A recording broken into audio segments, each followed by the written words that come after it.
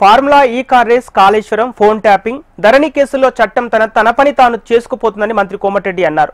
నల్గొండ జిల్లాలో సిపిఎం జాతీయ ప్రధాన కార్యదర్శి సురవరం సుధాకర్ రెడ్డి సంస్మరణ సభ నిర్వహించారు. మాజీ పార్లమెంటు సభ్యులు సురవరం సుధాకర్ రెడ్డి చిత్రపటానికి పూలమాలలు వేసి నివాళులర్పించారు.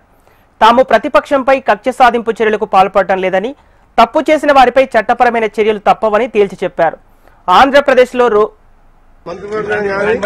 ముఖ్యమంత్రి గారు పదే పదే చెప్పినాం, 21 నెలలైన అధికారులకు ఎవరిని అరెస్ట్ చేయలేదు, ఎవరి మీద కేసులు పెట్టలేదు. చట్ట ప్రకారమే అన్ని జరుగుతాయి. ఏ దానికైనా కమిటీ చేసినా ఆ కమిటీ రిపోర్ట్ ప్రకారం నిర్ణయాలు జరుగుతాయి తప్ప రాజకీయంగా మేము ఎవరిని కూడా కక్ష సాధింపు చర్యలకు మేము పోమని ముందే చెప్పినాం. అదే మాట మీద పక్క రాష్ట్రాల్లో చూస్తున్నారు మీరు, రోజు 4 అరెస్ట్ అవుతున్నారు. మాజీ మంత్రులు, ఎంపీలు, ప్రజెంట్ ఎంపీలు, ప్రజెంట్ ఎమ్మెల్యేలు.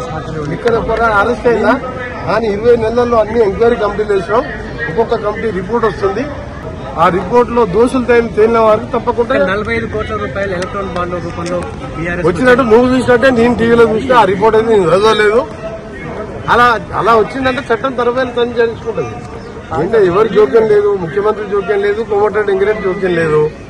చట్టం తన పని తాను చేసుకుంటూ పోతుంది. ఆ విదేశాలకు కేబినెట్ అనుమతి లేకుండా ఇచ్చి మళ్ళా ఎలక్ట్రానిక్ బాండ్ వాళ్ళ పార్టీకి వచ్చినట్టు బ్యాంక్ రిపోర్ట్ ఉన్న తర్వాత నువ్వు నేను చెప్పిన ఆగుతుందా? ఆగేది అది. అందుకనే దీనిలో మా జోక్యం లేదు. చట్ట ప్రకారమే చర్యలు చేపడతాం.